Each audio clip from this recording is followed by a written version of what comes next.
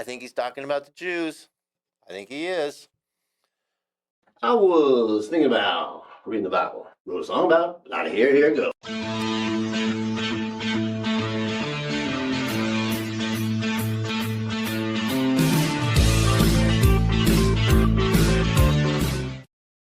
I'm sure you thought the Bible was boring, but I have to tell you it's not. Subscribe to my show and let's find out what's in it.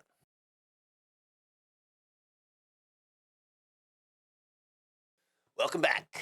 Not a Christian, never read the Bible. I don't know, but this thing's pretty damn interesting so far. Let's see what's in there today. So today we're going to read God's covenant with Abram. Now, last time we read Abram rescues Lot, where basically Abram and Lot kind of split up and they kind of moved to different areas of the land. But the area where Lot moved was kind of got how do I say it? Was engulfed in war, a lot of war, and eventually Lot got kidnapped, and Abram rescued Lot and brought him back to safety in the war. And now, after that, we're going on to God's covenant with Abram, chapter 15. After these things, the word of the Lord came to Abram in a vision. Fear not, Abram, I am your shield. Your reward shall be very great. But Abram said, O Lord God, what will you give me? For I continue childless. And the heir of my house is Eliezer of Damascus. And Abram said, Behold, you have given me no offspring, and a member of my household will be my heir. And behold, the word of the Lord came to him. This man shall not be your heir. Your very own son shall be your heir.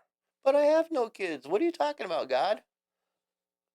And he brought him outside, and he said, Look toward heaven, and the number of the stars, if you are able to number them. Then he said to him, So shall your offspring be. And he believed in the Lord, and he counted it to him as righteous. Okay, this is interesting. Back then, your heirs were all important. They're still important, but not like they were back then, especially for rich families like Abram's. It's like, God, I got no offspring. Why? I have no blessing. Why are you blessing me? I'm not blessed. And God said, Hey, trust me, dude. You're going to have lots of offspring. And he said to him, I am the Lord who brought you out from Ur of the Chaldeans to give you this land to possess. But he said, O Lord God, how am I to know that I shall possess it?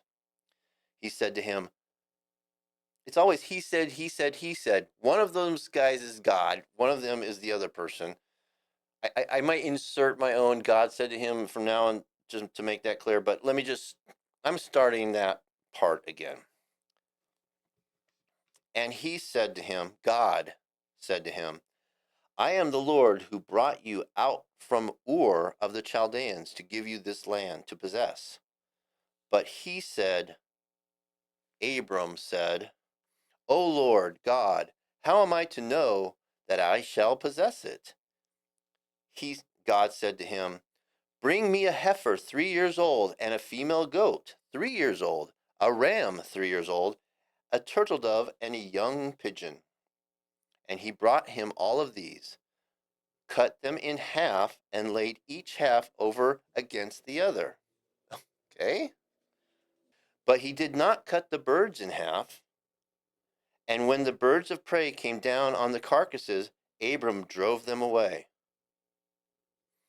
As the sun was going down, a deep sleep fell on Abram. And behold, dreadful and great darkness fell upon him. Then the Lord said to Abram, Know for certain that your offspring will be sojourners in a land that is not theirs, and will be servants there. Oh, I'm going to give you children, but hey, they're going to be servants in a far off land. And they will be afflicted for 400 years. Oh, I think he knows. I think I know who he's talking about. your offspring will be servants in another place for 400 years. I think he's talking about the Jews. I think he is. All right, this is exciting. Hold on a second. Let me go back. Then the Lord said to Abram, know for certain that your offspring will be sojourners in a land that is not theirs, and will be servants there. And they will be afflicted for 400 years, but I will bring judgment on the nation that they serve. And afterward, they shall come out with great possessions. As for you, you shall go to your fathers in peace. You shall be buried in a good old age. You shall be buried in a good old age. And they shall come back here in the 4th generation, for their iniquity of the Amorites is not yet complete. When the sun had gone down and it was dark, behold, a smoking fire pot and a flaming torch passed between these pieces.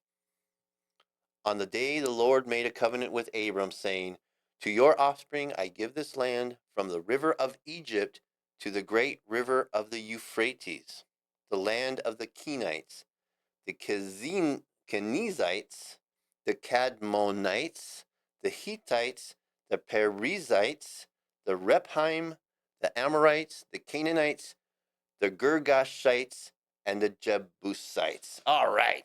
See, this is getting interesting now. So, Abram, and not Abraham. I thought Abraham, I don't know. We'll find out. Abram is complaining that he has no children. And God's saying, dude, you're going to have tons of children. And by the way, they're going to go through some troubles and have some hard times, but they are going to come out. What did they say? They're going to come out the better for it. And I believe he must be talking about the Jews who were enslaved by Egypt and all that kind of stuff. But we shall see. I mean, we are only 15 chapters into this thing, and so much has happened. We will see you next time. Next chapter is going to be Sari and Hagar. That would be chapter 16. Catch you guys later. Bye. New chapters every Monday, Wednesday, and Friday. You know it's a must. Gotta have a friend in Jesus. So you know that when you die, it's gonna recommend you to the Spirit.